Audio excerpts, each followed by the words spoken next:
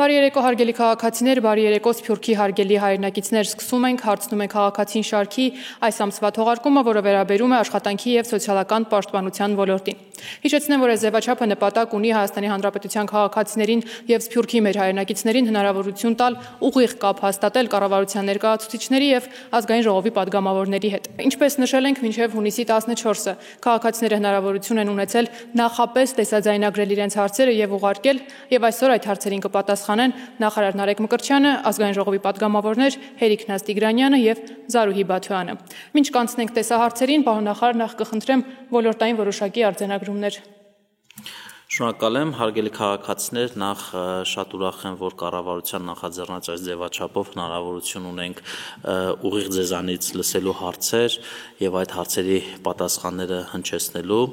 Աշխատանքի եւ սոցիալական պաշտպանության ոլորտում վերջին տարիներին ամենատարբեր ուղղություններով մենք փոփոխություններ, բարեփոխումներ ենք իրականացրել, նոր ծրագրեր ենք իրականացրել, բայց քանի որ այս հարթակում եւ մնացած մյուս հարթակներում էլ ամենից շատ հնչող հարցերը վերաբերում են անապահովության գնահատման նոր համակարգին, այսինքն քաղաքացիներին տրվող սոցիալական աջակցության ծրագրերին, ես կցանկանայի առանձին շեշտադրում այստեղ կատարել անապահովության գնահատման նոր համակարգի պիլոտավորմանը, որը որ մենք սկսել ենք այս տարվա մարտից, ըստ էության մենք գործ ունենք մի համակարգի հետ կամ գործ ենք ունեցել մի համակարգի հետ ավելի քան 2 տասնամյակ, որը որ չի լուծել աղքատության շեմում գտնվող մեր հայրենակիցների այդ իրավիճակից դուրս գալու հարցը եւ ըստ էության մեր այս նոր համակարգով մենք մի շատ կարեւոր ուղերձ ենք հղում մեր հայրենակիցներին, որ աղքատության հաղթահարման ամենակարճ ճանապարհը դա աշխատանքն է եւ մենք պետք է շարունակ աշխատանք տանենք մեր քաղաքացիների հետ, որպեսզի կարողանանք ըստ էության նրանց ակտիվացնել տնտեսապես եւ դուրս բերել այն իրավիճակից, որտեղ որ օրինակ ընտանիքները, հազարավոր ընտանիքներ տասնամյակներ շարունակ գտնվել են։ Հին համակարգը թույլ չէր տալիս, որպեսզի մեր քաղաքացիները հնարավորություն ունենալ աշխատանքի տեսլական եւ իրենց ուժերով հաղթահարեն այդ դժվարությունները, այլ անընդհատ կախված լինելով պետական աջակցությունից շարունակաբար դուրս չէին գալիս այդ շղթայից։ Նոր համակարգը, որը որ մենք ինչպես արդեն նշեցի 2 մարզերում պիլոտավորում ենք, վերաբերում է քաղաքացիների տնտեսական նախ եւ առաջ ակտիվացմանը, նոր ծառայությունների փաթեթների ներկայացմանը եւ մենք այս նոր համակարգը ներդնելիս մի շարք կարեւոր խնդիրներ ենք լուծել, նախ եւ առաջ թվային հարթակներ ենք ստեղծել, թվային բազաներ, որի միջոցով հնարավորություն ենք ունենում այսպես քաղաքացիների մասին մեր ինֆորմացիան ավելի հստակ ունենալ, որպեսզի կարողանանք թիրախային որոշումներ կայացնել։ Այսպիսով, եթե քաղաքացին դիմում է անապահովության նպաստի, մենք նախ եւ առաջ այդ դիմումը ընկալում ենք իբրև աշխատանքի հայտ, այսինքն աշխատանքի անցնելու հայտ եւ սկսում ենք իրենց հետ աշխատել։ Եվ եթե այդ աշխատանքի ընթացքում մենք ունենում ենք մերժումներ եւ քաղաքացին շարունակում է միասնական սոցիալական ծառայության աշխատակիցների կողմից ներկայացված աշխատանքները կամ ուղղորդումները դեպի աշխատանք մերժել, մենք վերագրում ենք, որ առնվազն պարենային զամբյուղի արժեքի չափով եկամուտ ունի եւ վերագրումներ իրականացնելով այսպես 6 ամսյա աշխատանք ենք իրենց հետ տանում եւ 6 ամիս հետո վերագրումները մոտեցնում ենք սպառողական զամբյուղին եւ իրենց ուրեմն ուղղակի մերժում ենք սոցիալական աջակցություն տրամադրել։ Բայց այն քաղաքացիները, ովքեր որ կընդունեն պետության առաջարկը անցնել աշխատանքի 12 ամիս աշխատանքը եւ իրենց սոցիալական աջակցությունը այսպես համատեղ իրենք կստանան, եւ սա շատ կարեւոր է, որպեսզի մենք հնարավորություն տանք նաեւ իրենց վարքաբանական առումով վարքագիծը փոխվի, որովհետեւ տարիներ շարունակ դժվար է ապրել մի ուրեմն սոցիալ հոգեբանական իրավիճակում եւ այնուհետեւ փոխել այդ իրավիճակը, այդ իսկ պատճառով նաեւ մենք իբրև եկամուտ չենք դիտարկելու մեր զբաղվածության պետական ծրագրերով տրվող այսպես աջակցությունները։ Այսօր համակարգը մեզ հնարավորություն է տալի նաեւ թիրախայնությունը մեծացնել եւ ծրագրի շահառու դարձնել ավելի մեծ թվով մարդկանց։ Եթե հիմա շուրջ մենք կարողանում ենք հասցեագրել 52%-ի, ապա նոր համակարգով մինչև պետք է մեր հասցեագրումը հասցնենք 75-ից 90%-ի։ Եվ սա խոսում է այն մասին, որ մեր գործող համակարգում կան ընտանիքներ, որոնք չպետք է լինեին, ինչ-ինչ առումներով հայտնվել են այս համակարգում, եւ կան ընտանիքներ, որոնք ուղղակի դուրս են մնացել մեր տեսադաշտից, եւ նոր համակարգով նրանք կգան արդեն անապահովության գնահատման նոր համակարգ եւ շնորհիվ թվային գործիքների, շնորհիվ նվազեցված բյուրոկրատական գործընթացների մենք հնարավորություն կունենանք ավելի քիչ սուբյեկտիվ որոշումներ կայացնելու հնարավորությամբ, ավելի նվազ կոռուպցիոն ռիսկերի այսպես արկայությամբ որոշումներ կայացնել եւ որ ամենակարևորն է մեր քաղաքացիներին ցույց տալ աղքատությունը հաղթահարելու ճանապարհը եւ այդ ճանապարհը աշխատանքի միջոցով է։ Շնորհակալություն պարոն նախարար, հարգելի քաղաքացիներ, ինչպես արդեն նշեցինք, մինչև հունիսի 14-ը հնարավորություն է տրվել քաղաքացիներին եւ Սփյուռքի մեր հայրենակիցներին նախապես տեսաձայնագրել իրենց հարցերը եւ ուղարկել։ Այս ընթացքում մենք ստացել ենք բազմաթիվ հարցեր, որոնք վերաբերել են աշխատանքի եւ սոցիալական պաշտպանության ոլորտին, եղել են հարցեր սոցիալական աջակցությանը վերաբերելի, խոցելի խմբերին մատուցվող ծառայություններին վերաբերելի, հաշմանդամություն ունեցող անձանց հիմնահարցերից, ավագ սերնդի ներկայացուցիչներին վերաբերելի մի շարք հարցեր եւ այլն։ Քանի որ հարցերը եղել են բազմազան եւ բավական շատ, տեղեկացնում եմ, որ առանձնացրել ենք հարցերը, որոնք որ կտեղավորվեն եթերաժամանակի ընթացքում կհեռարձակվեն եւ կտրվեն դրանց պատասխաններ, իսկ բոլոր այն հարցերը, որոնք համապատասխանել են ձևաչափին, այսինքն եղել են տեսանկարահանված եւ ուղարկվել են կառավարության կողմից նախապես հայտարարված հեռախոսահամարին WhatsApp հավելվածի միջոցով +374 44 900 800 հեռախոսահամարի մասին է խոսքը, բոլոր այդ հարցերը կհեռարձակվեն, իսկ նրանք, որոնք չենք հասցնի այսօր, ապա այդ քաղաքացիներին եւս տեղեկացնում եմ, որ նրանց հետ կապ կհաստատենք աշխատանքային կարգով եւ բոլոր հարցերի պատասխանները կառավարության կողմից կփոխանցվեն։ Կարող ենք արդեն սկսել առաջին տեսահարցը։ Բարև ձեզ։ Ես Գարեգին եմ Սիմոնյան, Վայոց Ձորի մարզի Արենի գյուղի բնակիչ։ Հարցս ուղղված է աշխատանքի եւ սոցիալական հարցերի նախարար պարոն Նարեկ Մկրտչյանին։ Պարոն Մկրտչյան, Սաբանավերց բնակավայրերում բնակապահովման ծրագրից ելնելով ես եւ իմ նման բազմաթիվ համագյուղացիներ ձեռք ենք բերել անշարժ գույք, կատարել նախագիծ եւ նախահաշիվ, ստացել շինթույլտվություն 2024 թվականի սեպտեմբերի 1-ից հետո։ Հարցս կայանում է հետեւյալում. հնարավոր է արդյոք ծրագրի վերաբացում մեր համայնքում որոշակի վերապահումներով միայն եւ միայն տեղի բնակիչների համար։ Շնորհակալ։ Համեցեք պարոն նախարար։ Շնորհակալություն հարցի համար, նախ նշեմ, որ սահմանամերձ բնակավայրերում բնականաշինության աջակցության պետական ծրագիրը մեր ամենահաջողված ծրագրերից մեկն է, ամենապահանջված ծրագրերից մեկն է, եւ ըստ էության մենք մեկնարկի սկզբնական ամիսներին չունեինք այդքան էլ այսպես դիմելիություն, բայց նաեւ ակտիվ կոմունիկացիայի արդյունքում եւ որոշակի լավարկումների արդյունքում մենք ունեցանք այսպես շեշտակի աճ դիմելիության եւ ստիպված եղանք 2024 թվականի սեպտեմբերի օգոստոս ամսին այսպես դադար վերցնելու, որտեղ շուրջ 2000 հայտեր արդեն հաստատվել էին, շահառու էին դարձել, եւ մենք խնդիր էինք դրել մեր առաջ, որպեսզի հասկանանք, թե ինչ արդյունավետությամբ է ծրագիրը առաջ գնում, այս դադարի ընթացքում վերլուծություններ իրականացնել եւ ապա որոշել ինչ թիրախայնությամբ պետք է շարունակենք։ Իսկ մինչ այդ մենք ավելացրել ենք եւս 500 շահառուի համար ծրագրի դիմելու հնարավորությունը, որը լրացավ ժամանակից շատ ավելի շուտ եւ մենք ասացինք, որ պետք է այս ծրագիրը մինչեւ սեպտեմբերի 1-ը դիմաց եւ շինթույլտվություն ստացած մեր քաղաքացիների համար հասանելի դարձնենք։ Մենք եւս 400 ուրեմն շահառուի համար ծրագիրը երկարացրեցինք, բայց սեպտեմբերի 1-ի դրությամբ եւ կրկին վերլուծելու համար այդ ծրագրի արդյունավետությունը հասկանալու համար, թե մենք այստեղ ինչ բացեր ունենք, ինչ լավարկելու հնարավորություններ ունենք, մենք հիմա մեր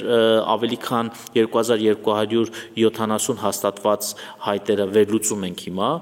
եւ շուտով քննարկման կներկայացնենք նոր նախագիծ եւ այդ նախագծի քննարկման արդյունքներով պայմանավորված կլինի մենք ծրագիրը շարունակելու ենք, թե չենք շարունակելու,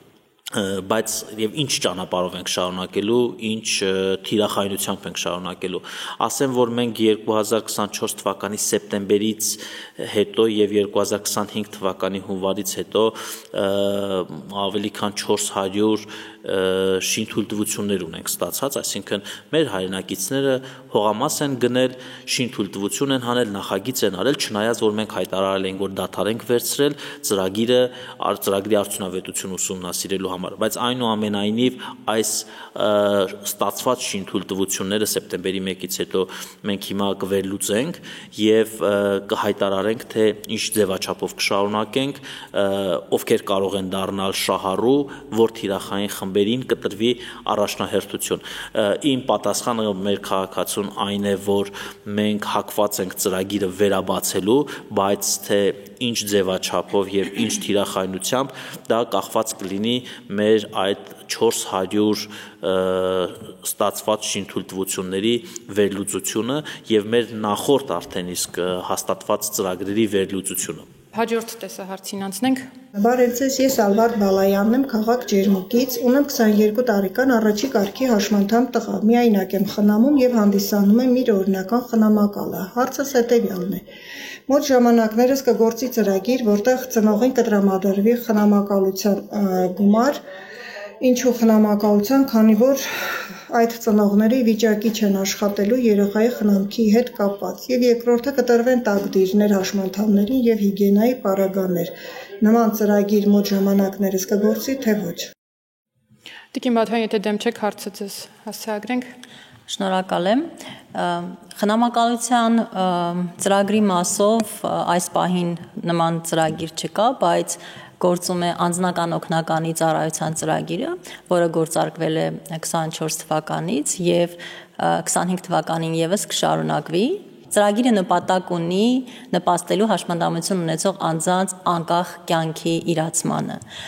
Այս ծրագրին մասնակցելու համար մի քանի պայման կա։ Անձը պետք է 15 տարեկանից բարձր լինի, աշխատի կամ կրթություն ստանա, կամ առաջիկա 3 ամիսների ընթացքում պատրաստվի աշխատելուն կամ կրթության գործընթացում ներգրավելուն։ Ինչպես արդեն նշեցի, այս ծրագիրը նախատեսված է հաշմանդամություն ունեցող անձանց անկախ կյանքի հնարավորությունների ստեղծմանը, այդ իսկ պատճառով ցանկալի է, որ այս ծրագիրը դիտարկենք հենց այս տեսանկյունից։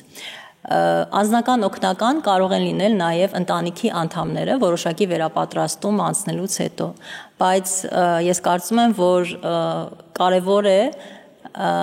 իհարկե ընտանիքի անդամների ներգրավվածությունը, բայց որպեսզի հենց անկախ կյանքի հնարավորություն ընձեռենք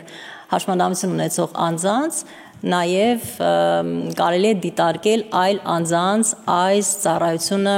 մատուցելու պարագայում, մատուցելու հնարավորությունը, սա նաև հնարավորություն կտա հենց ընտանիքի անդամներին եւ ծնողներին ներգրավելու իրենց նախընտրած աշխատանքում կամ իրենց զբաղմունքը ունենալ։ Հետևաբար այս ծրագիրը ինչու եմ շեշտում հենց անձնական օգնականի ծրագրի մասին, որովհետև երբեմն շփոթում են խնամակալության ծրագիր, որպես այդպես են անվանում։ Ես ուզում եմ նշել, որ սա այն հնարավորությունն է, որը կա այս պահին, բացի այդ նշեմ, որ կառավարության մեր գործընկերները վերանայել են այս ծրագիրը եւ եթե չեմ սխալվում 2025 թվականից նաեւ ծավալներն են մեծանալու եւ քանի որ ծրագիրը նոր է, այն անընդհատ վերանայման, քննարկման փուլում է, հետեւաբար եթե արդյունքները ցույց կտան, որ դրանք իսկապես վերանայելու կարիք ունեն կամ լավարկելու, մենք միշտ պատրաստ ենք դրանք վերանայելու։ Իսկ ծրագրում ընդգրկվելու համար այն ծնողները կամ ընտանիքի անդամները, որոնք իրենք են ուզում դառնալ անձնական օգնական հաշմանդամություն ունեցող անձի, իրենք պիտի դիմեն միասնական սոցիալական ծառայության գրասենյակ եւ արդեն անցնեն համապատասխան վերապատրաստում, որից հետո էլ կդառնան անձի անձնական օգնականը, ինչը ենթադրում է նաեւ որոշակի վճար, աշխատավարձ, կոնկրետ ծառայության համար։ Շնորհակալություն Տիկին Բաթյան, ունեք հավելում, պարոն նախարար։ Ես մի փոքր հարցի երկրորդ հատվածի մասով ավելացնեմ, ինչ վերաբերում էր տակդիրներին, ասեմ, որ այս հարցը մեզ տարբեր ֆորմատներով, նաև ազգային հանձնաժողովում են այս հարցը բարձրացրել հաշմանդամություն ունեցող անձանց իրավունքներով զբաղվող հասարակական կազմակերպությունները, եւ մենք առաջիկայում ուրեմն կշրջանառենք կառավարության նախագիծ, որով որ հաշմանդամության ֆունկցիոնալության խորը սահմանափակում ունեցող մեր հայրենակիցներին նաև այդ հիգիենայի պարագաների շրջանակում իբրև աջակցություն այդ տակդիրները կտրամադրվեն ամսական 120 հատ, այսինքն սա առաջին հայացքից թվում է թե փոքրիկ մի բան է, բայց երբ որ մենք հաշվի ենք առնում թե ինչ արժեք ունի հաշմանդամության թոշակը եւ թե ինչ արժեք ունի շուկայում այդ հիգիենայի պարագաները, տեսնում ենք որ իրականում դրա կարիքը ունեն մարդիկ եւ մենք առհասարակ հայտարարել ենք, որ ծառայությունների տեսակները հնդածս անընդհատ ընդլայնելու հանձնառություն ունենք եւ միշտ մենք այդ մասին մեր քաղաքացիներին տեղեկացնում ենք եւ սա այդ օրինակներից մեկն է, ինչպես նաեւ անձնական օգնականի ծառայությունը, որը այսպես պիլոտավորեցինք հասկանալու համար դա ընդլայնելու ենք թե ոչ, որովհետեւ դա նոր ծառայություն է եւ պետք է հասկանալ այդ ծառայության արդյունավետությունը եւ ուրախ եմ, որ դիմելություն այս պահանջարկ կա եւ մենք կառավարության նախորդ նիստերից մեկի ժամանակ հաստատեցինք, որ ընդլայնում ենք այդ ծրագիրը, այսինքն առվազն կրկնապատկելու ենք մեր շահառուների տրվող հնարավորությունը։ Տիկին Տիգրանյան, դուք եւս ունեիք ասել, Ուզում եմ ավելացնել, որ իսկապես այս ծրագիրը շատ ողջունվել է մեր շահառուների կողմից եւ դա են վկայում ազգային ժողովի մեր հանձնաժողով ստացված բավականին շատ մեծ թվով դիմումներն ու գրություններ այն մասին, որ փորձենք ընդլայնել շահառուների շրջանակը եւ վերանայենք պայմանները։ Բնականաբար ծրագիրը փորձնական էր, պիլոտ էր եւ պետք էր տեսնել արդյունքները, ինչպես պարոն նախարարը նշեց, բայց ես ուզում եմ նաեւ վերահաստատել, որ մեր շահառուները սպասում են շատ ավելի շրջանակի ընդլայնում, որոշակի պայմանների վերանայում, անապահովության միավորի հետ կապված, տարիքային շեմի հետ կապված, որովհետև սա ըստ էության հնարավորություն է տալիս ընտանիքի անդամին, եթե ինքը չի անմիջապես ներգրավված խնամքի կազմակերպման մեջ, ուղղակի զբաղվածություն ապահովել իր համար։ Շնորհակալություն, անցնենք հաջորդ տեսահարցին։ Բարև ձեզ, պարոն նախարար, ես Մայիս Սաղաթելյան եմ, Արարատ գյուղից, Արարատի մարզ 14-15 թվականին ներսել եմ վարկ, գտնվում եմ ներկապային անուսալի վարկերի ցուցակում, եթե հնարավոր է օգտվել այդ ծրագրից, կուզենամ օգտվել վարկս մարելով դառնալ նորմալ հաճախորդ վարկի։ Շնորհակալություն հարցի համար, կառավարությունը ընդունեց մի որոշում, ինչպես գիտեք, համաձայն որի հնարավորություն ենք տալիս մեր բոլոր այն քաղաքացիներին, ովքեր տարբեր բանկերից եւ վարկային կազմակերպություններից վերցրել են վարկեր եւ ունեն պարտավորություններ եւ օրինակ ավելի քան 3 տարի չեն կարողացել մարել իրենց վարկերը եւ դարձել են անհուսալի վարկառուներ եւ որի մայր գումարը չի անցնում 1 միլիոն դրամը, մենք հնարավորություն ենք տալիս այս ծրագրով, ուրեմն աշխատելով, իսկ աշխատանքի միջոցով կարողանալ մարել այդ ուրեմն անհուսալի վարկը եւ աստիճանաբար, ինչպես քաղաքացին նշեց, իր ցանկությունը դառնալ նորմալ վարկառու, բայց նախ եւ առաջ դրա համար պետք է քաղաքացին լինի գրանցված աշխատող։ Կոնկրետ մեր քաղաքացու մասով պետք է ասեմ, որ իր դիմումի պահին նա գրանցված աշխատող չի եղել, այդ իսկ պատճառով համակարգը մերժել է իր դիմումը, բայց մենք հայտարարել ենք, որ մինչեւ 2026 թվականը կարող են մեր քաղաքացիները դիմել եւ դառնալ շահառու եւ իրենց իսկ աշխատանքի միջոցով ուրեմն փակել իրենց անհուսալի վարկը եւ տնտեսապես ակտիվանալ, թափանցիկ դառնա իրենց աշխատանքը, որովհետեւ նաեւ այս ուրեմն անհուսալի դասով 3 եւ ավել տարի դասված լինելու պատճառով նրանք դուրս են մնում տնտեսական թափանցիկ կյանքից, որովհետեւ որոշակի առումներով նաեւ չեն գրանցում իրենց ամբողջական աշխատավարձի չափը, իսկ սրանով մենք հնարավորություն ենք տալիս, որ իր եկամտահարկից ուղղորդումներ կատարելով ուրեմն այս պարտքը, այսպես ասած, մարի, որովհետև բանկերը եւ վարկային կազմակերպությունները սա այս պահից դիտարկելու են իբրև պարտք, իրենք նույնպես որոշակի զիջումներ են անելու, եւ եթե այս վարկագիծը շարունակվի, մեր քաղաքացիները հնարավորություն կունենան արդեն դառնալու, առողջանալու տնտեսապես եւ դառնալու վարկունակ։ Շնորհակալություն Տիկին Բաթյան, եթե ունեք ասելիք։ Ես ուզում եմ ավելացնել, որ կոնկրետ ուժայինների մասով մենք ունեինք այս ծրագրի իրականացման հետ կապված որոշակի դժվարություններ, խնդիրներ, որովհետև այս ծրագիրը ի սկզբանե նախատեսված էր չաշխատող անձանց համար եւ նպատակ ուներ խթանելու նրանց տնտեսական ակտիվությունը, բայց փորձը ցույց տվեց, որ բազմաթիվ ուժայիններ, որոնք արդեն աշխատում են, բայց միևնույնն է այս ծրագրի շահառ ունեն, իրենք եւս ուզում են դիմել ծրագրին եւ ծրագրին դիմելու պահից մենք տեխնիկական խնդիրներ հայտնաբերեցինք, ինչը կապված էր այդ աշխատողների տվյալների հետ, հասկանալի պատճառներով ուժային կառույցներում աշխատողների տվյալները, մասնավորապես պաշտպանության ոլորտում, ԴՀԿ-ում եւ այլն, այդ տվյալները, այսպես ասած, նորովի վերլուծելու եւ համադրելու կարիք կար եւ այդ պատճառով որոշակի ժամանակ պահանջվեց, որպեսզի համակարգը նաեւ իրենց ճանաչի շահառու եւ այսպիսով եթե զինվորականները,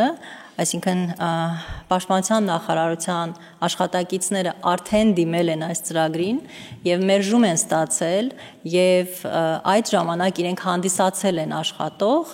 այս պահին գործող համակարգը ավտոմատ արդեն նաեւ վերլուծում է ծրագրերը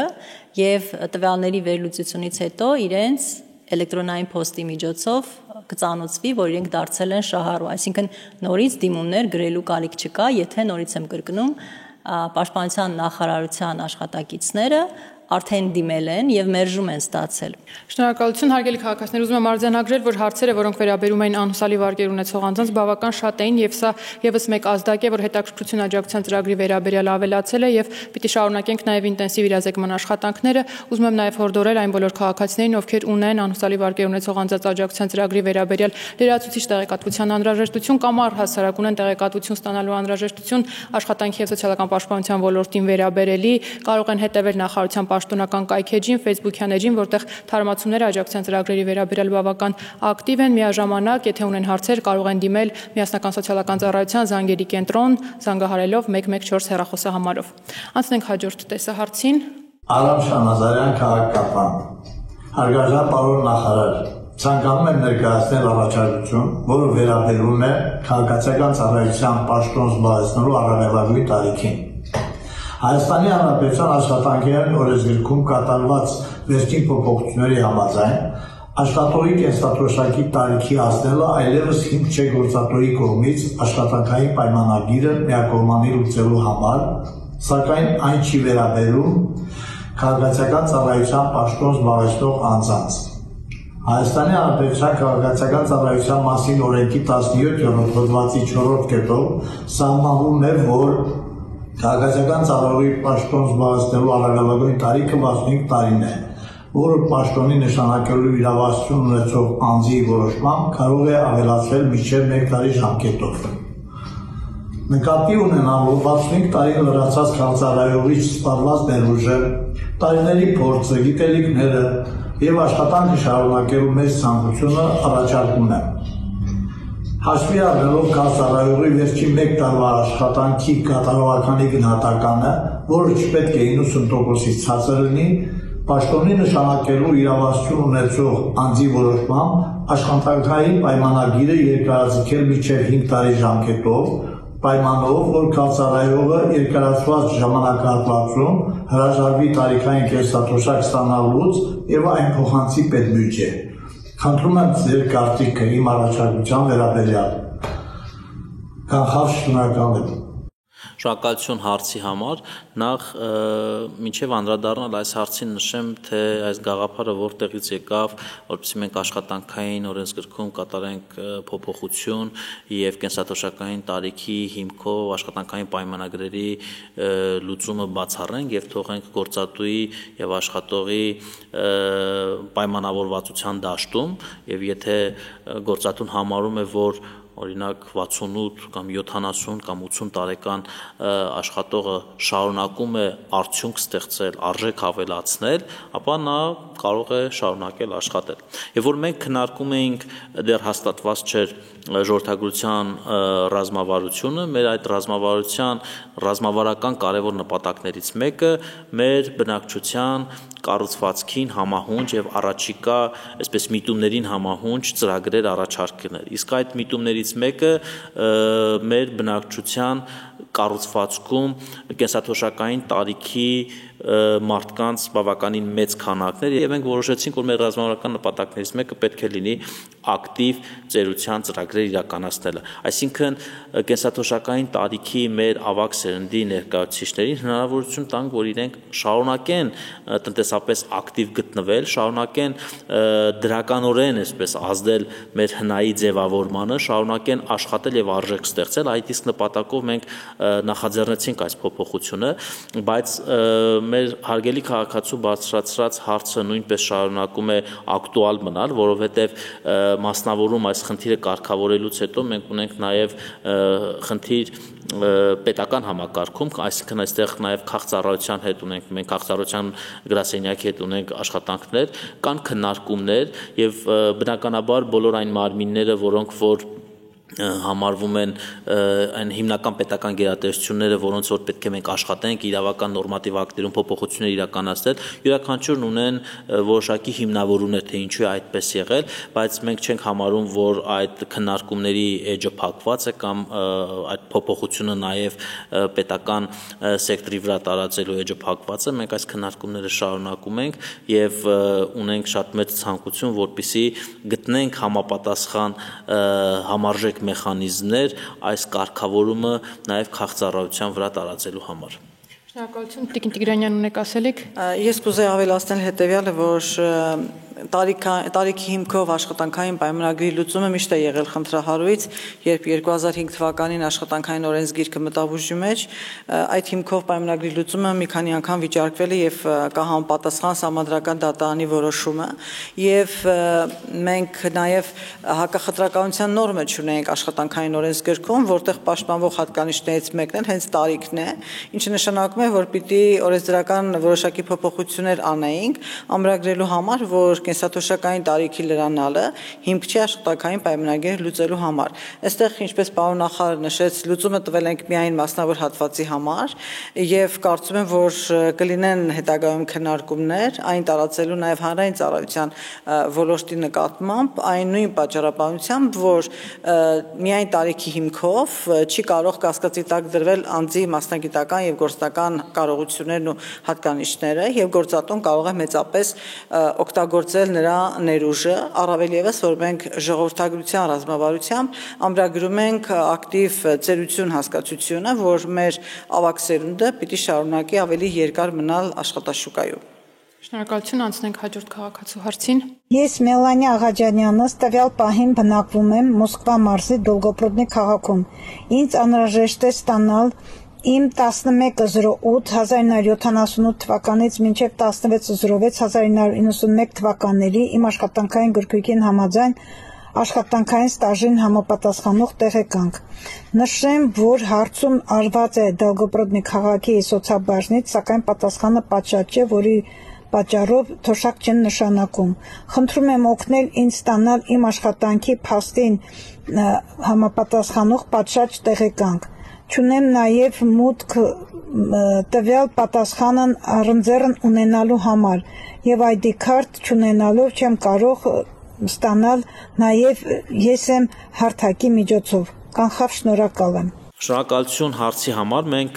նմանատիպ հարցադրումներ բավականին շատ ենք ստանում մեր հայրենակիցներից եւ երբ միասնական սոցիալական ծառայությունը ստանում է նմանատիպ հարցադրումներ, ինֆորմացիան ճշտելու մեր հիմնական աղբյուրը կամ Հայաստանի Հանրապետության ազգային արխիվն է կամ գործատուն։ Եթե չի կարողանում միասնական սոցիալական ծառայությունը այս տեղեկատվությունը այս աղբյուրներից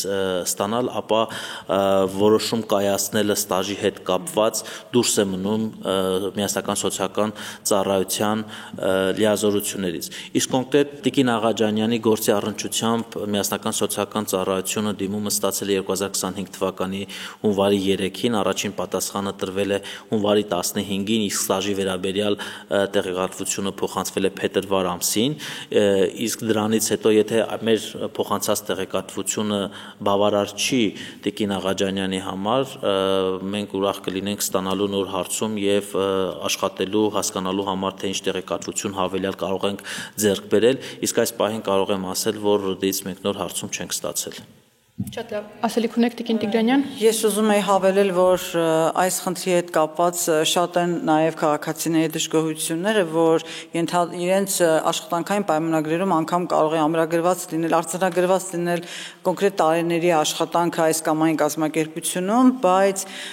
տեղեկատվությունը պահպանված չլինի ազգային արխիվում։ Եվ այստեղ մեկ այլ պայման էլ կա ստաժի հաշվարկման հետ կապված, օրենսդրությունը պայմանավորել է երկու հանգամանք՝ աշխատանքի փաստի հաստատում եւ այդ տարիների համար վճարված հարկեր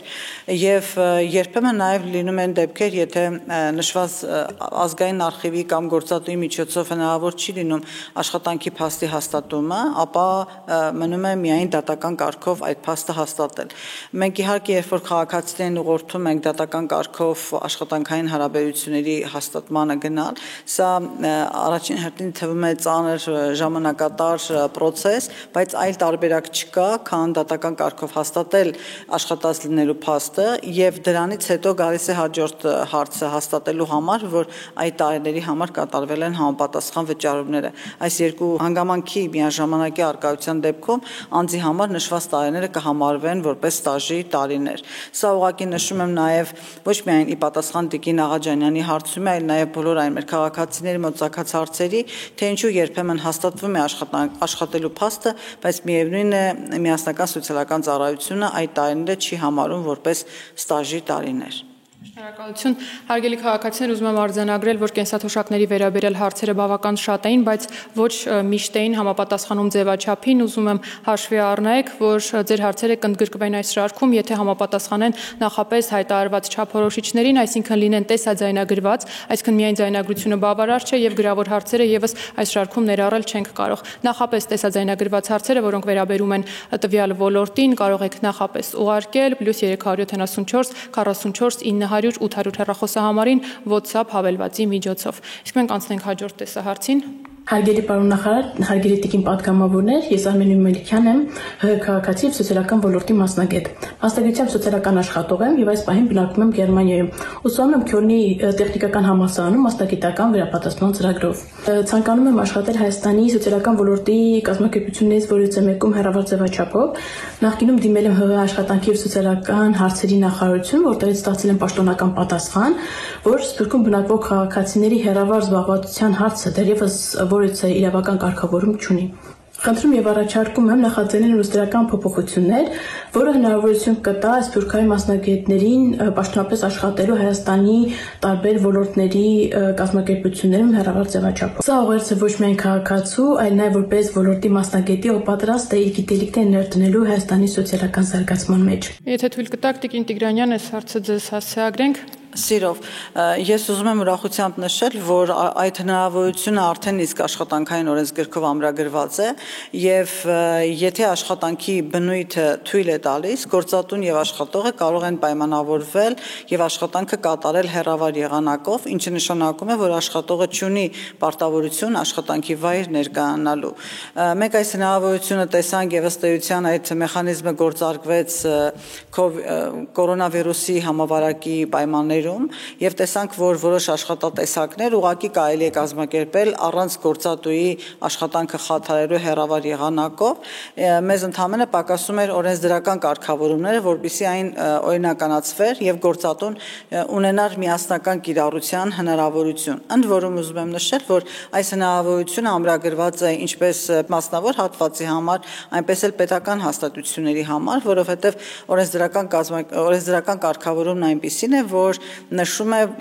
գործատուն անկախ կազմակերպային տեսակից եւ սեփականության ձևից։ Ինչը նշանակում է, որ եթե այսօր պետական որևէ կազմակերպություն, նախարարություն կլինի որևէ գերատեսչություն, ունի արդեն իսկ նման աշխատատեղեր եւ ունի այդ ցանկությունը, կարող է կազմակերպել իր աշխատակիցների հետ աշխատանքի մի մասը կամ որոշակի հատվածը իրականացնել հեռավար եղանակով։ Պիտի ասեմ, որ մեր մասնավոր հատվածը մեծապես օգտվում է այս հնարավորությունից, դա կողմերի համար փոխշահավետ աշխատանքի կազմակերպման ձև է, այստեղ կարևորը գործատուի եւ աշխատողի միջև համաձայնության առկայությունն է եւ աշխատանքի բնույթը, որը թույլ կտա աշխատանքը կազմակերպել առանց աշխատավայր ներկայանալու։ Համեցեք Տիկին Վաթյան։ Ճիշտ ասած, ես կցանկանայի ավելացնել, որ ձեր նման լուսավոր եւ պայծառ մասնագետին շատ ուրախալի կլիներ տեսնել հենց Հայաստանում, հատկապես որ իմ կարծիքով գուցե գործընկերներս էլ ինձ հետ համաձայնեն, սոցիալական աշխատանքային ոլորտն է, որը ներկայություն է պահանջում շատ հաճախ, այսինքն մենք պիտի սոցիալական միջավայրը տեսնենք մարդկանց եւ այդ միջավայրում աշխատենք։ Հետևաբար ես օրինակ շատ ուրախ կլինեի, եթե դուք հնարավորություն ունենայիք ֆիզիկապես Հայաստանում գտնվելու եւ ձեր ներդրումն ունենալու այս ոլորտի զարգացմանը հենց մեր երկրում։ Շնորհակալություն, լսենք հաջորդ քաղաքացուն։ Գավառի մանկատուն պողակի նախկին աշխատակիցների կողմից լիազորված անձ Անահիտ Ոսկանյան դիմում են Հայաստանի Հանրապետության աշխատանքի սոցիալական հարցերի նախարար Նարեկ Մկրտչյանին։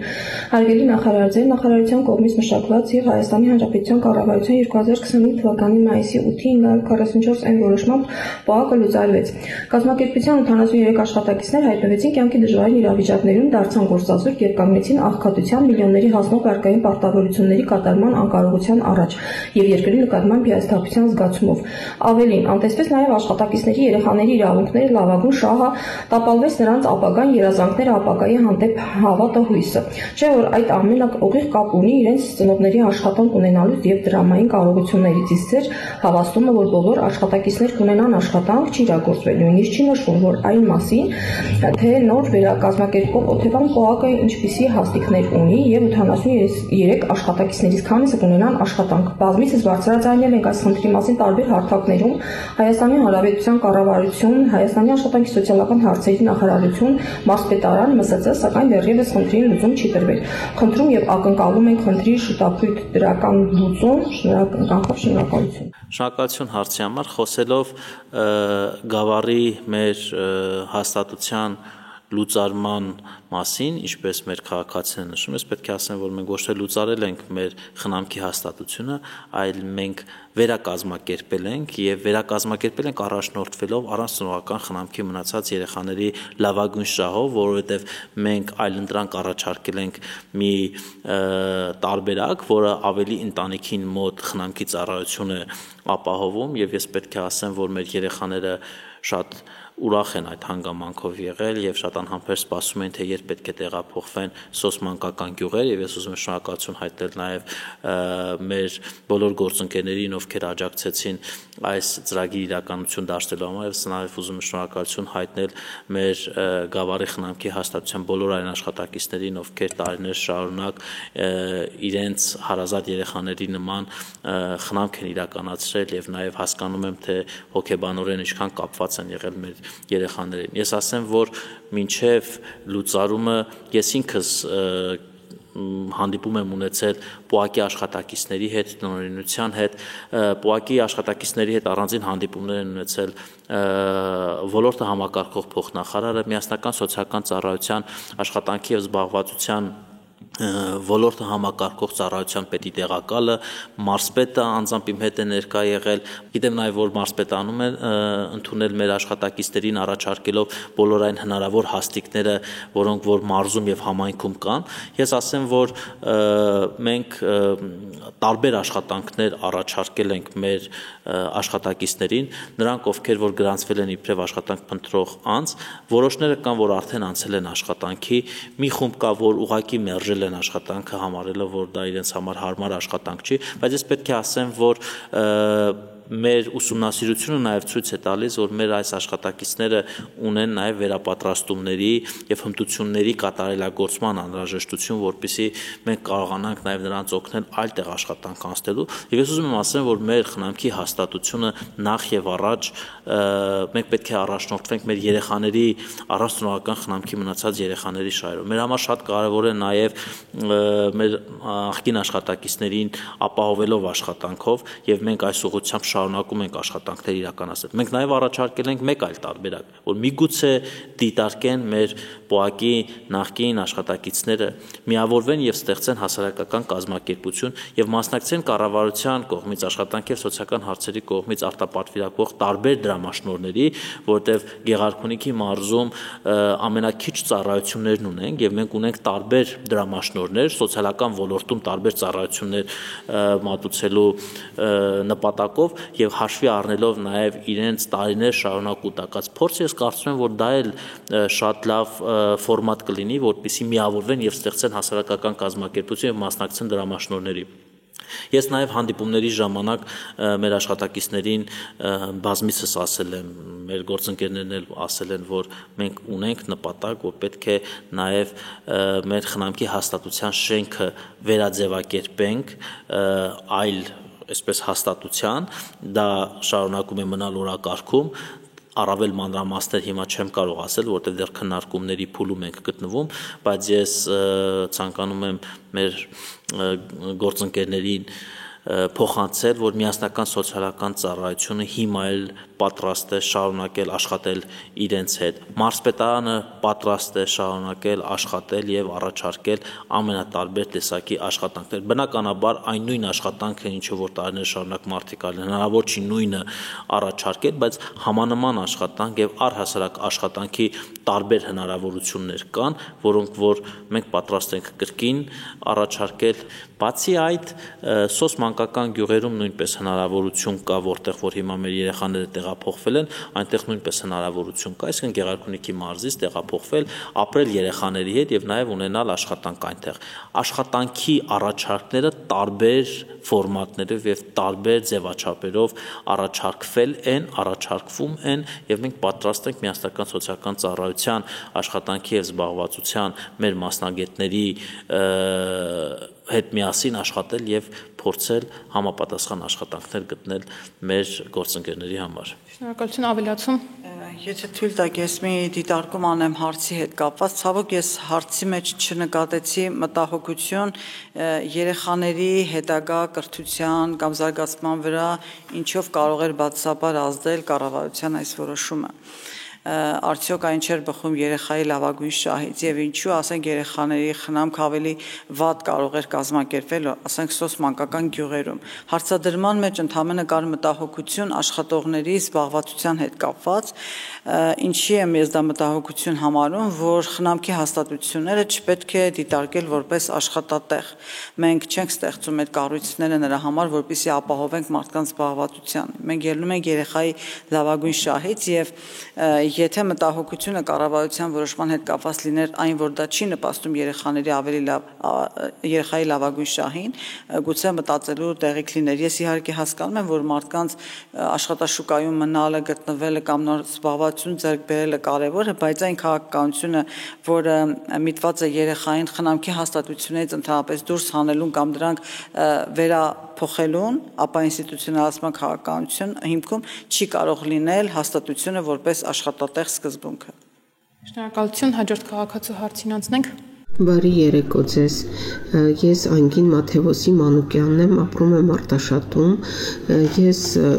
սոցիալ դիմում եմ ներկայացրել անհուսալի վարկեր ծրագրին ու իմ դիմումը ընդունվել է մարտի 19-ին ու մինչև առ այսօր ինձ ոչ մի տեղեկություն չկա, թե ես ինչ պետք է անեմ, թե որտեղ է հասել իմ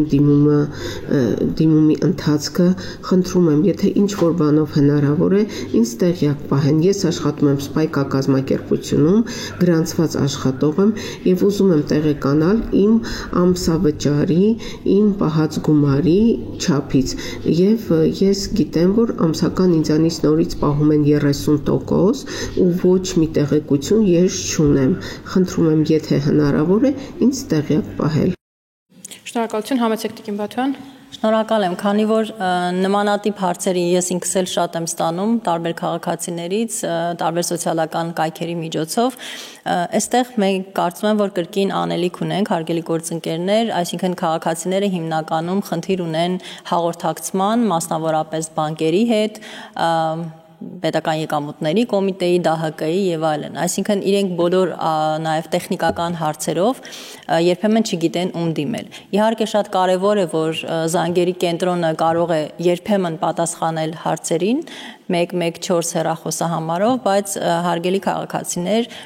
դուք պիտի ակտիվ լինեք նաև աշխատելով ձեր բանկերի հետ,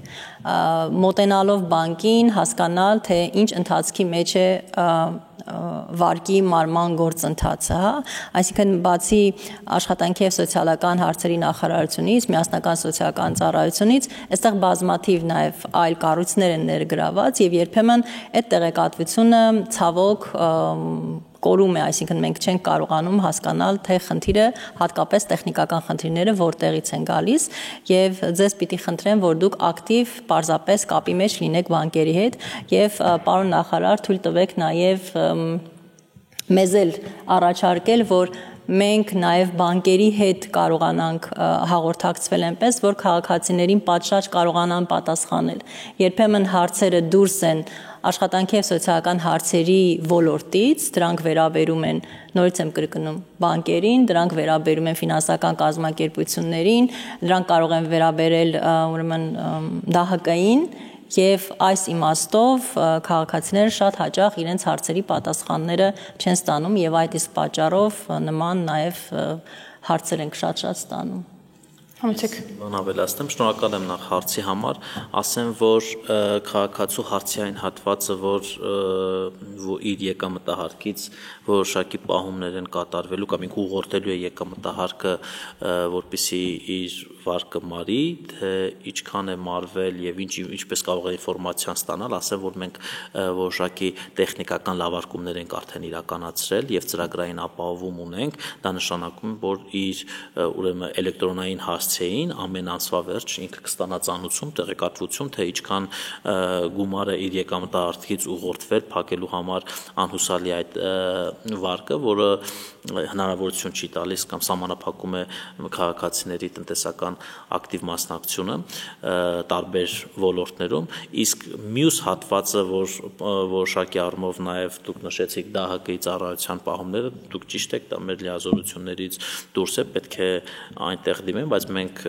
բնականաբար մեր կոմունիկացիան կշարունակենք ավելի ակտիվացնել, որպեսզի մեր քաղաքացիները ավելի արդյունավետորեն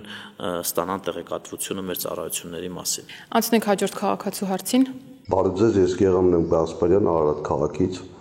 Ուրեմն ես ուզում եմ հարց ուղղեմ, եթե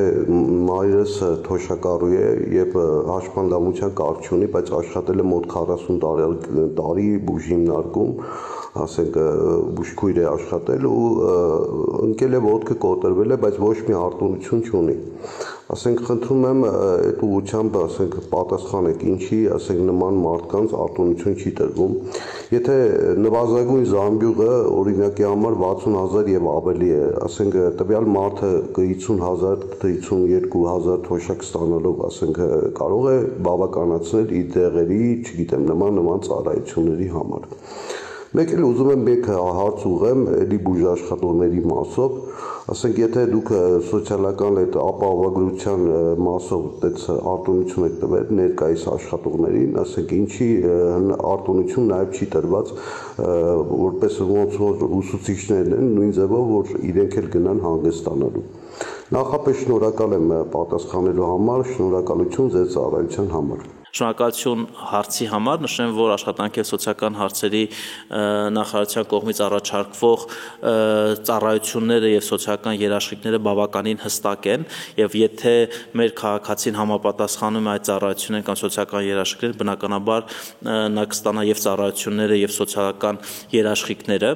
Մենք ունենք բավականին մեծ փաթեթ սոցիալական ծառայությունների, դրանք վերաբերում են մի կողմից խնամքի հաստատություններում տրվող ծառայություններին, տանը տրվող ծառայություններում, շուրջօրյա ցերեկային ծառայություններում, եւ եթե մեր քաղաքացին համապատասխանում է այդ ծառայություններին որպես շահառու, ապա բնականաբար կարող է օգտվել այդ ծառայություններից։ Հարցում նաեւ հնչեց դեղորայքի անհրաժեշտության խնդիրը։ Նշեմ, որ դեղորայքի տրամադրումը կապակցված է ֆունկցիոնալության գնահատման հետ, այսինքն եթե հաշմանդամության խումբ չունի քաղաքացին, բնականաբար չի կարող ստանալ դեղորայքային այսպես ծառայություններ կամ աջակցություն, հետևաբար դա կապված է թե քաղաքացին ունի հաշմանդամություն, թե ոչ։ Մյուս հարցը վերաբերում էր ուրեմն սոցիալական փաթեթներին, հարցեր դրում արդյոք չեն կարող բուժ աշխատողները օգտվել սոցիալական փաթեթների շրջանակում տրամադրվող հանգստի ծառայությունից։ Ես ասեմ, որ սոցիալական փաթեթը դա առանձին բյուջետային ծրագիր է, որը վերաբերում է կրթության, գիտության, սոցիալական պաշտպանության ոլորտում եւ մի շարք այսպես օրենքով սահմանված ուղղություններ կան այդ ոլորտներում աշխատող անձանց համար, իսկ առողջապահական ոլորտում առանձին է աջակցության ձև, այսպես առողջապահական ապահովագրության առանձին ուղղություն կա, որը որ չի ենթադրում սոցիալական փաթեթի ծառայությունների, այս դեպքում հանգստի ուրեմն հանգստի ծառայությունից օգտվելու հնարավորություն։ Այսինքն առողջապահական ոլորտի աշխատողների եւ օրինակ ուսուցիչներին տրվող արտոնությունները նույնը չեն։ Տիկին Բաթոյան, եթե ունեք լրացում։ Ես ուզում եմ պարզապես ավելացնել, որ անվճար բժշկական ծառայությունների մասին տեղեկատվությունը դուք կարող եք ստանալ առողջապահության նախարարությունից, որովհետև սա առողջապահական ոլորտի հարց է եւ այս մասով կառավարության որոշմամբ կան սահմանված առանձին խմբեր, որոնց տրամադրվում է անվճար ծառայություններ։ Ինչ վերաբերում է սոցիալական փաթեթի երաշխիքներին, ես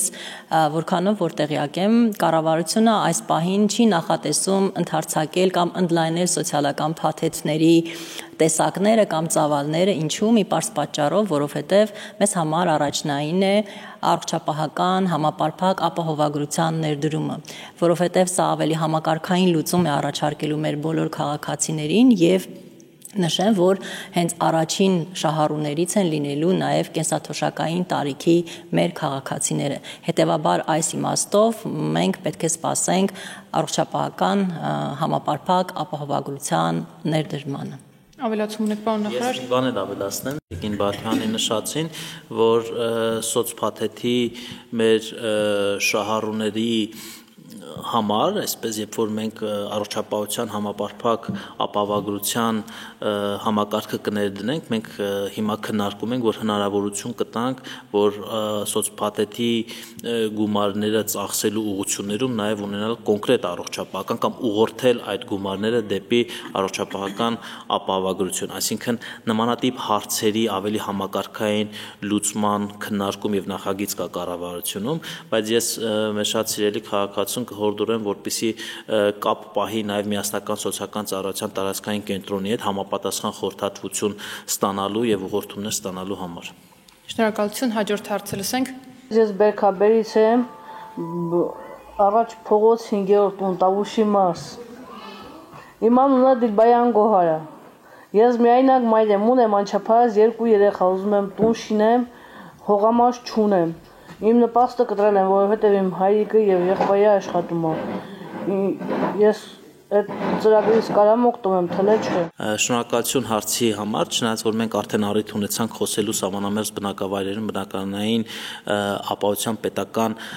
ծրագրի մասին, որը մեր ժողովրդական լեքսիկոնում առավել հայտնի է իբրև 16 միլիոնի ծրագիր։ Մեր քաղաքացին Բերքաբերից է, ես ասեմ, որ մեր վերջի փոփոխությունների համաձայն Բերքաբերում 16 միլիոնին մենք գումարեցինք եւս 5 միլիոն դրամ եւ մեր վերջի փոփոխություններով որոշակիորեն նաեւ մենք թիրախային համաձայնությունը այսպես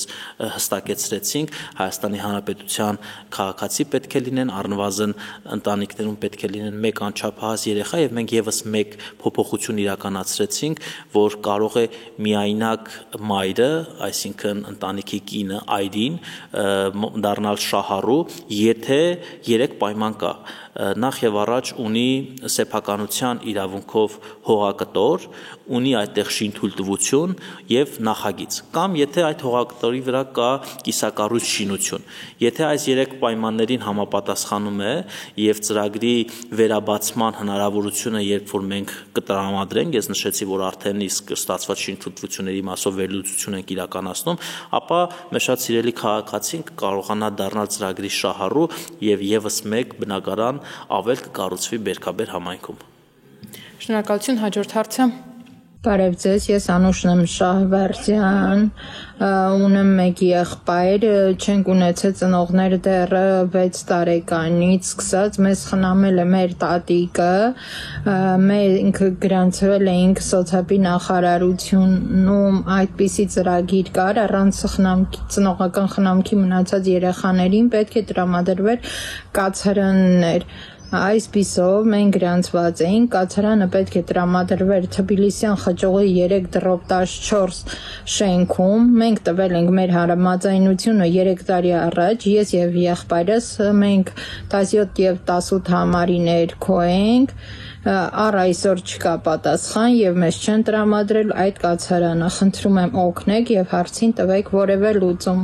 Հարգելի քաղաքացի, շնորհակալություն հարցի համար, ասեմ, որ ձեր եւ ձեր եղբոր տվյալները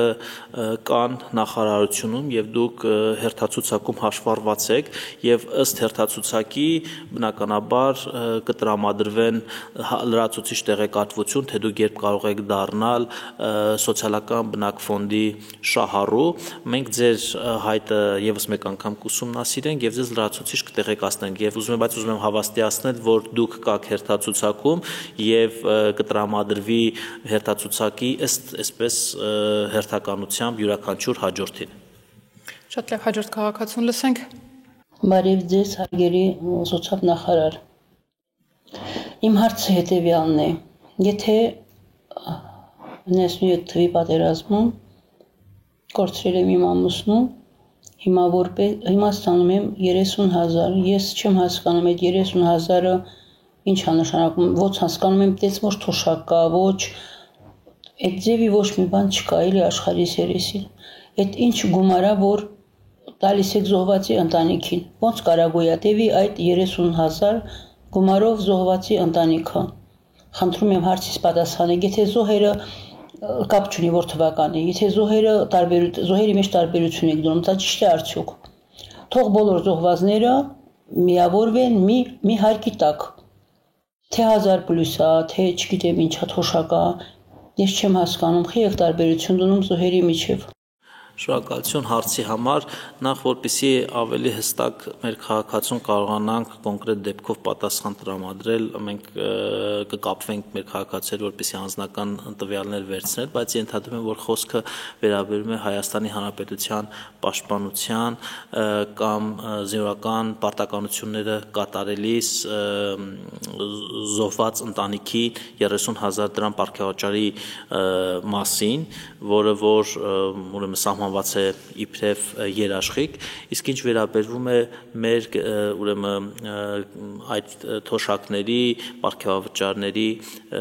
բավարար չլինելու կամ շարունակական բարձրացումների հնարավորության մասին, ասեմ, որ դա մեր առաջնահերթությունների շրջանակում է գտնվում եւ մենք մեր սոցիալական երաշխիքների եւ ամենատարբեր աջակցության տեսակները ժամանակ առ ժամանակ դիտարկում ենք բարձրացնելու հնարավորություն տեսնելուն պես, իսկ ինչ վերաբերվում է մեր քաղաքացու այն հարցին, որ միգուցե ճիշտ կլինի, որպեսզի համահավասարեցնել այսպես բոլոր ժամանակների պատերազմի մասնակցած զոհերի ընտանիքներին տրվող աջակցությունները, ասեմ, որ այստեղ զինապահ հիմնադրամի շահառուների շրջանակի ավելացման քաղաքականության լիազորությունները դուրս է աշխատանքի եւ սոցիալական հարցերի նախարարության լիազորություններից, բայց մենք այս հարցը կուսումնասիրենք հասկանալու համար կա արդյոք նմանատիպ հնարավորություն թե ոչ։ Լսենք հաջորդ քաղաքացուն։ Ես Սահակ Մովսիսյանը Սիշխանի, ապրում եմ Գյումրի քաղաքում, խիստ անապահով եմ, ապրում եմ Եսայանի 213-053 տնակում։ Հայրս առողջության պրոբլեմ ունի, թոքերը ջուր քաղաքի, իսկ մայրս շաքար ու ճշում ունի, մայրս անցած տարի թևը կոտրեց։ Ես ունեմ 3 ամսական բալիկ, տղա երեխա։ Տիկինս Աբովյանի քաղաքացի է։ Մենք դիմել ենք ստեղ Հայաստանի Հանրապետության Գյումրի քաղաքի մասնաճյուղում սոցարայությունը, դիմել ենք, սել ենք, մեզ խնդրում ենք նպաստով օգնեք, իրանք ասել են ինքը լեննականի գրանցում չունի։ Ինքը լեննականի գրանցում չունի, Աբովյանի գրանցում է։ Ուղղակի այդ աղջիկը ապրում է, իմ տիկինս ապրում է տարի 3 ամիս լեննականում։ Ու խիստ անապահով ենք, ապրում ենք հայրս, մայրս, երեխաս, տիկինս, 5 անձով ապրում ենք 6 մետրանոց տոմիկի մեջ։ Շնորհակալություն հարցի համար, ինչպես հասկացա հարցից, մեր սիրելի քաղաքացին դիմել է, որպեսզի դառնա անապահովության գնահատման համակարգի շահառու, բայց այնտեղ խնդիր կա իր կնոջ հաշվառման, փաստացի բնակության եւ հաշվառման հետ կապված։ Ես եւս մեկ անգամ պետք է խնդրեմ մեր քաղաքացիներին, որ ակտիվ կապ պահեն միասնական սոցիալական ծառայության տարածքային կենտրոնների հետ համապատասխան խորհրդատվություն ստանալու համար, որովհետեւ այստեղ խնդիրը շատ պարզ լուծում ունի։ Պետք է մեր քաղաքացին ուղղակի մոտենա ներքին գործերի նախարարության անձնագրային եւ վիզաների ծառայություն, այնտեղ ուղղակի դիմում ներկայացնեն փոխելու համար իրենց գրանցումը, կոնկրետ այն բնակավայրում հաշվառումը, որտեղ որ ապրում են, որից հետո միասնական սոցիալական ծառայությունը կիրականացնի համապատասխան դեպքի վարում եւ հնարավորություն կտա, այսինքն այստեղից պարզ կդառնա հնարավորությունը իրենք կդառնան անապահովության գնահատման համակարգի շահառու թե ոչ։ Իսկ ինչ վերաբերում է հարցի երկրորդ հատվածին բնակարանային ապահովության հետ կապված, ես պետք է հիշեցնեմ, որ այս պահի դրությամբ աշխատանքի եւ սոցիալական հարցերի նախարարությունը ունի 2 բնակարանային ապահովության պետական աջակցության ծրագիր։ Մեկը արդեն խոսեցինք սահմանամերձ բնակավայրերում բնակարանային ապահովության պետական աջակցության ծրագրի մասն է, երկրորդը երեխա ունեցող ընտանիքների համար նախատեսված ծրագիրն է մարզերում բնակելի տուն ձեռք բերելու կամ հիպոթեք ունենալու կամ բնակելի տուն կառուցելու շրջանակներում։ Բարև ձեզ,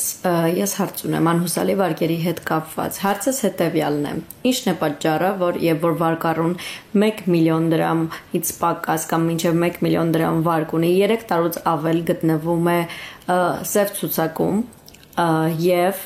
գրանցված աշխատող է, դիմել ենք անհուսալի վարկերի հարցով սոցիալական նախարարություն, սկզբում հաստատել են, հետո 2 ամիս սպասել են, անունը չի եկել ընդհանրապես ամուսնուս անունով է այս հարցը։ Հետո մի օր երեկոյան 10:30-ից հաղորդագրություն է գալիս, որ դուք չեք ներառված, քանի որ 3 տարի եւ ավել չեք գտնվում անհուսալի վարկերի ցանկում։ Ասում է որ ժամանակ հետո հաղորդագրություն է գալիս, որ ձեր վարկը 1 միլիոնից ավել է։ Այնինչ, որ ամուսնուս վարկը եւ ոչ 1 միլիոնից ավել է, ոչ էլ 3 տարուց քիչ է գտնվում անհուսալի վարկերի ցանկում։ Պատճառը կասեք, հետո ասում եք, որ ավտոմատ է անում, ծրագիրն է անում, ինչն է խնդիրը։ Հատկապես եթե սկզբում հաստատվել էր, հետո ձեր ծրագիրը կամ ոմն մեկը որոշում է, որ պետք է այլևս չդիտարկվի այդ ցանկում։ Խնդրեմ պատասխանեք այս հարցից։ Շնորհակալություն։ Շնորհակալություն հարցի համար, ինչպես մեր քաղաքացին նշեց, ինքնաշխատ տրամաբանությամբ է մերժվում կամ հաստատվում մեր քաղաքացիների դիմումները։ Ես բնականաբար մենք ավելի մանրամասն կուսումնասիրենք այս դեպքեր մեր քաղաքացուն համապատասխան տեղեկատվությունը կտրամադրենք, բայց ես ամենայն հավանականությամբ իմ կարծիքով խնդիրը ակրա համակարգի հետ է կապված, այսինքն մեր քաղաքացին ավելի շատ պետք է հասկանանք, թե վարկային բյուրոյից ստացված տեղեկատվությունը ինչքանով է համապատասխանել ծրագրի կրիտերիաներին, ինչքանով չի համապատասխանել, հետեւաբար մենք կուսումնասիրենք այս դեպքը մանրամասն եւ մեր քաղաքացուն կտեղեկացնենք, թե ինչն է եղել պատճառը։ Ողջույն պարոն նախարար, հարգելի պատգամավորներ, ես Շավարժ Մարգարյանն եմ, Ցիտադել հասարակական կազմակերպության նախագահը։ Ինչպես բոլորը տեղյակ եք, փետրվարի սկզբին Քաջարանում Զանգեզուրի պղնձամոլիբդենային կոմբինատում տեղի ունեցավ գործադու, որի ընթացքում աշխատողները բարձրաձայնում էին մի շարք խնդիրների մասին եւ դրա հիման վրա աշխատանքի տեսչությունը անց է կացրել քննություն, հետաքննություն եւ արդեն պաշտոնապես արձանագրել է, որ ԶՊՄԿ-ում խախտվում են աշխատանքային իրավունքները, մասնավորապես առողջապահության պայմանների, առողջական պայմանների, խտրական վերաբերմունքի եւ մի շարք այլ լուրջ խնդիրներ։ Ընկերությունը դրանից հետո տուգանվել է, բայց հիմնական պատասխանատուները այդպես էլ պատասխանատվության չեն ենթարկվել, իսկ գործադուլին մասնակցած 8 աշխատակից, որոնցից մեկը նաև ես եմ, ազատվել է աշխատանքից եւ մինչ այսօր չի վերականգնվել։ Հարցը հետեւյալն է. ինչ քայլեր է նախատեսում անել աշխատանքի նախարարությունը այդ 8 աշխատակցի աշխատանքային իրավունքները վերականգնելու համար եւ պատասխանատուներին ենթարկել պատասխանատվության։ Մասնավորապես ինչ օրենսդրական կամ քաղաքական լծակներ եք նախատեսում կիրառել, որպեսզի մենք այդ 8 հոգիս վերականգնենք մեր աշխատանքում։ Շնորհակալություն հնարավորության համար, հուսով եմ կարտագանքեք։ Շնորհակալ եմ, հարգելի քաղաքացի, պիտի ցավով նշեմ, որ աշխատանքային իրավունքների պաշտպանման համար Հայաստանում բացի աշխատանքի տեսչական մարմնից որևէ այլ մեխանիզմ չունենք, որին էլ դուք կամ ձեր ներկայացուցիչները դիմել եք ձեր խոսքով։ Բայց քանի որ խոսեցիք քաղաքականությունից, ես ուզում եմ նշել, որ աշխատանքի եւ սոցիալական հարցերի նախարարությունը ազգային ժողովի հետ միասին, ինչպես նաև կառավարության գործընկերների հետ համատեղ քննարկել ենք արտադատական վեճերի լուծման արտադատական մեխանիզմի ներդրման հարցը։ Ինչ է սա նշանակում։ Սա նշանակում է ունենալ մի համակարգ, որտեղ գործատուների շահերը ներկայացնող անձինք, աշխատողների շահերը ներկայացնող անձինք, ինչպես նաև տեսչական մարմնի աշխատակիցները կունենան հնարավորություն կոնկրետ աշխատանքային իրավունքների հետ կապված դեպքերը քննարկելու, որպեսզի դրանք ավելի շուտ լուծում ստանան եւ հարցը չհասնի դատական մարմիններին։ Ինչու դատական մարմիններին, որովհետեւ ինչպես արդեն նշեցի, տեսչական մարմնից բացի այլ մեխանիզմ չկա եւ այսպես ասեմ, վերջում միակ ճանապարհը դատարան դիմելն է։ Եվ կոնկրետ ձեր դեպքում, եթե դուք վստահ եք եւ համոզված եք, որ ձեր իրավունքները խախտվել են եւ այստեղ կա արդարության վերականգնման անհրաժեշտություն, ես պիտի ձեզ հորդորեմ, որ եթե արդեն տեսչական մարմնի ծառայություններից օգտվել եք եւ դա ձեզ չի բավարարել, դուք պետք է դիմեք արդեն փաստաբանի կամ հասարակական կազմակերպությունների, որոնք մասնագիտացած են այդ ոլորտում եւ դիմեք դատարան։ Այս պահին մեր ունեցած լծակները սրանք են, բայց կարևորելով աշխատանքային իրավունքների պաշտպանությունը, մենք այս պարտավորությունը ստանձնել ենք նաև կառավարության ծրագրով եւ այս ուղղությամբ արդեն մշակվել է օրենսդրական նախնական փաթեթ, որը քննարկվել է գործընկերների հետ, սակայն այն դեռ պետք է շարունակի քննարկումներ անցնել եւ կյանքի կոչվել, որպեսզի դառնա օրենք եւ ունենանք մեխանիզմներ։ Եվ այս պահին այսքանը։ Շնորհակալություն Տիկին Տիգրանյան։ Հարցի հետ կապված ես ուզում եմ հստակեցնել նաև հետևյալը, որ առողջապահական եւ աշխատանքի տեսչական մարմինը ըստ ներկայացված փաստերի ըստ էության կազմակերպությանը տուգանել է աշխատանքի անվտանգության կանոնները չպահպանելու համար։ Մինչդեռ նաև քաղաքացին հարցնում է մտահոգություն ունի, թե ինչու չեն պատասխանատվության ենթարկվում այն դեպքում, եթե գործադուլի ընթացքում մարդիկ ազատվել են աշխատանքից։ Նախ հարցադրումը աշխատանքի եւ սոցիալական հարցերի նախարարության էր, որ պատասխանատվության ենթարկեք, պիտի ասեմ, որ նախարարությունը այստեղ որևէ գործառույթ եւ լիազորություն չունի։ Եթե գործադուլի ընթացքում աշխատող է ազատվում աշխատանքից որպես գործադուլի մասնակից, սա արդեն օրենքով արգելված գործողություն է, ինչը նշանակում է, որ աշխատանքից ազատման որոշումը կամ իրավական ակտը արդեն իսկ անվավեր է եւ իրենք կարող են վստահաբար դիմել դատարան վիճարկելու համար այդ իրավական ակտի օրինականությունը, բայց ինձ մոտ էլ մի հարց մնաց, անկեղծ ես չեմ հիշում այդ օրերի դրվագներից, արդյոք այդ գործադուլը համարվում էր օրինական գործադուլ, ինչու եմ սա ասում, որովհետեւ Մեր օրենսդրությամբ ճիշտ է գործադուլը դա աշխատողների